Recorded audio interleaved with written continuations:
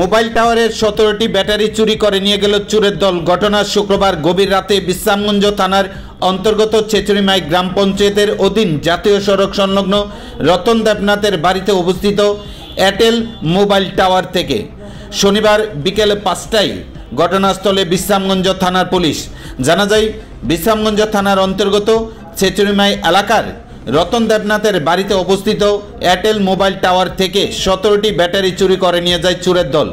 শনিবার দিন বিশ্রামগঞ্জ থানায় মোবাইল টাওয়ারের টেকনিশিয়ান তরুণ দাস টাওয়ারের এসে দেখতে পান 17টি ব্যাটারি চুরি করে নিয়ে যায় চোরের দল। বিশ্রামগঞ্জ থানায় অভিযোগ দায়ের করার পর শুক্রবার বিকেলে ঘটনার তদন্তে নামেন বিশ্রামগঞ্জ থানার পুলিশ।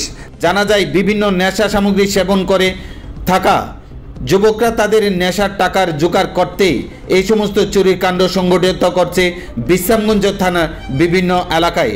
এদিকে পুলিশ অভিযুক্তদের আটক করতে মাঠে নামেন। সংবাদ মাধ্যমে এই নিয়ে বিস্তারিত জানান বিশ্রামগঞ্জ থানার পুলিশ। উক্ত ঘটনাকে ঘিরে এলাকায় তীব্র উত্তেজনা ছড়িয়ে পড়ে।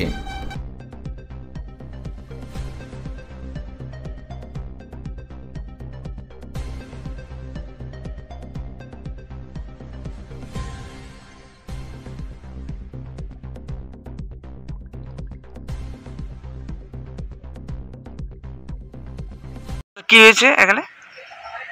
আজকে এখন থেকে প্রায় ঘন্টাখানেক আগে সেসিমেলে একটা এয়ারটেলের টাওয়ার আছে।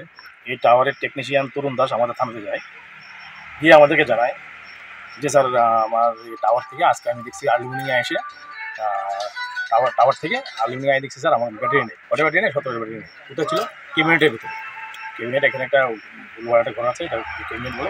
এটার ভিতরে 22টা ব্যাটারি, 24টা ব্যাটারি ছিল। 24টা ছিল নাকি? 24টা ব্যাটারি ছিল, 17 ব্যাটারি নেই। এখন আমি এসে দেখেছি 7টা ব্যাটারি আছে। এই আমাদের কাছে খবর যে আমরা ইনকুয়ারি করতে এসেছি, চুরি হয়ে গেছে। বড়বাবু বলেছে যে আপনি কি ইনকুয়ারি করে আসেন। ইনকুয়ারি অফিসে আমি আসলাম, আমার নাম সায়েন্স টেকনোলজি কমিশন। তো আমি এসেছি, এসে দেখলাম এখানের যে সাইডটা মানে পারিপার্শ্বিক যে অবস্থা খুবই বাজে কন্ডিশনে আছে। এটার মধ্যে গাছ টাছ জঙ্গলে ভরে আছে, সাপের বাসার মতো হয়ে আছে। ওরা টাওয়ার বসাবে, টাওয়ার বুঝে যে টেকনিশিয়ান আছে এখানে, টেকনিশিয়ানের দায়িত্ব কে আছে এটাকে চালানো বন্ধ করা।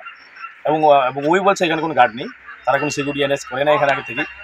সিকিউরিটি নেই, একটা জঙ্গলের মধ্যে, একটা আশেপাশে যদিও বাড়ি করে এক দুটো আছে, একটা জঙ্গলের ভেতরে একটা টাওয়ার বসাবে, এটার মধ্যে কোনো সিকিউরিটি অ্যারেঞ্জ করবে না। টেকনিশিয়ানকে দায়িত্ব দেওয়া হয়েছে সিকিউরিটি অ্যারেঞ্জ ওই দেখার জন্য।